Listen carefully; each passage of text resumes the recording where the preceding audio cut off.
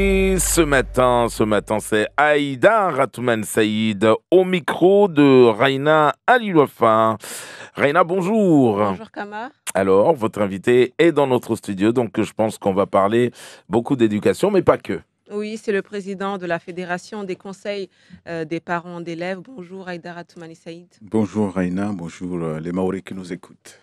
Alors, on va revenir d'abord sur l'affaire des élèves qui avaient disparu la semaine dernière, des élèves du collège de Bouéni.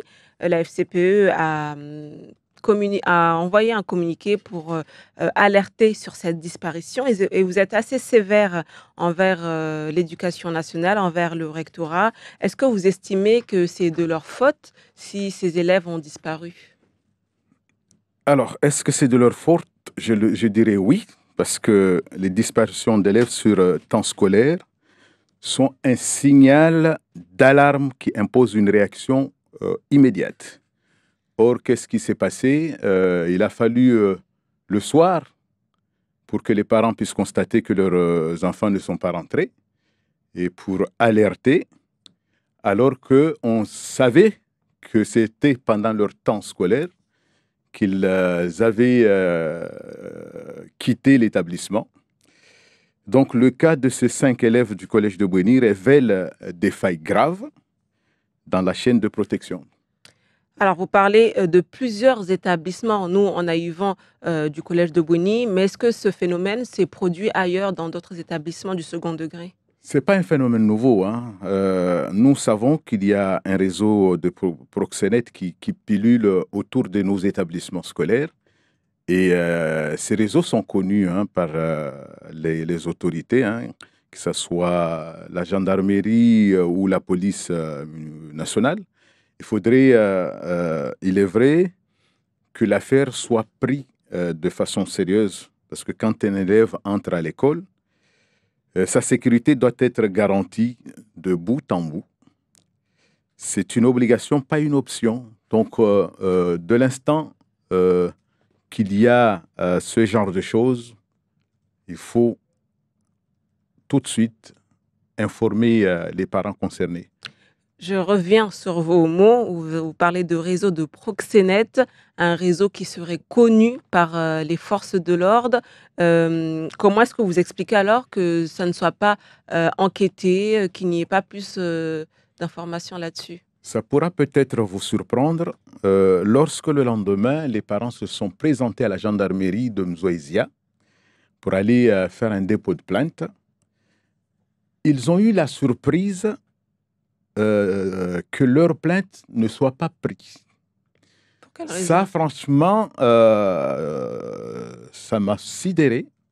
Comment des autorités qui sont là pour accompagner les personnes dans leur doléances, dans leur souffrance, dans leur plainte, et qu'ils vont jusqu'à leur dire vous ne pouvez pas on ne peut pas prendre vos plaintes.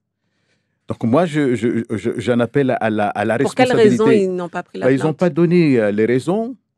Seulement, qu'est-ce qu'on a appris par la suite, c'est que dès qu'un parent avait une information sur le lieu où était son enfant, il se déplaçait vers ce lieu et ils avaient la gendarmerie tout autour. Ça veut dire Qu'est-ce quoi? que vous insinuez par là? Qu'est-ce que vous voulez dire alors Je n'insinue rien, mais ça surprend énormément les parents de ces gamines-là. Et moi, j'en appelle à la responsabilité de chacun. Il faut que la justice puisse se charger de cette affaire pour qu'il n'y ait plus d'autres filles enlevées, ou plutôt aient cette possibilité de sortir alors qu'ils devraient être à l'école. Dans votre communiqué, vous parlez aussi d'interventions externes à l'établissement. Elles auraient été aidées pour quitter le collège? Là-dessus, on est très vigilant, hein, parce que les infos que nous disposons font comprendre que lorsqu'il y a eu une ou deux élèves sortis, il y aurait une demande. Où sont les autres? Est-ce qu'il n'y aurait pas une complicité à l'intérieur? Donc nous demandons et nous exigeons à ce que cela ne puisse pas ne puisse pas être la règle. Tout personnel de l'éducation nationale doivent être capables de leur rôle, de les assumer pleinement et d'informer quand il y a danger. Alors là, vous faites beaucoup de suppositions, mais que vous dit le rectorat? Est-ce que vous avez pu échanger avec eux? Malheureusement, jusqu'à là, hein, vous connaissez, hein, la nouvelle rectrice ne communique pas ou communique très peu. Depuis qu'on a envoyé le communiqué de presse, on attendait à ce qu'il y ait une réaction de la part du rectorat. Malheureusement, jusqu'à là, non. Mais quoi qu'il en soit, nous allons la saisir parce qu'il y a d'autres situations auxquelles nous estimons qu'il faudrait qu'elle nous éclaire.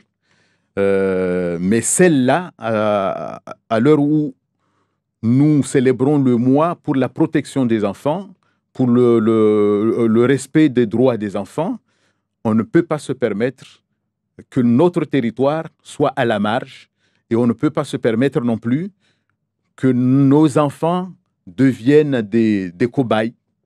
Est-ce que... Et je martèle bien, hein, ce n'est pas le moment de laisser nos enfants comme des cobayes, des pervers. Est-ce que vous pensez que le système éducatif à Mayotte ne protège pas les élèves?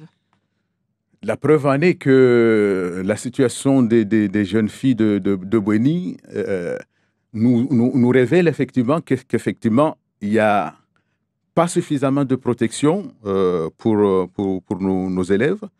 Et là-dessus, nous demandons vraiment une enquête institutionnelle complète en lien, bien évidemment, avec la justice. Il faudrait qu'il y ait suffisamment de protocoles à la fois à l'entrée et à la sortie, que les surveillances soient de rigueur et non pas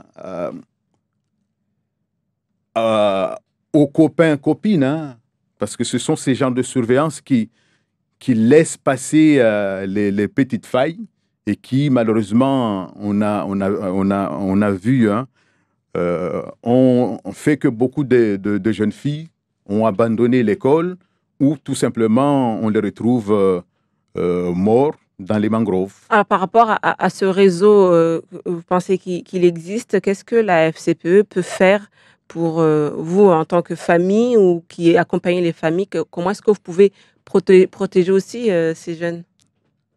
Nous alertons, quoi qu'il en soit, et dans nos réunions, on essaie en fait d'attirer l'attention de chaque parent, de ne pas fuir leur responsabilité parce qu'ils ont leur part de responsabilité.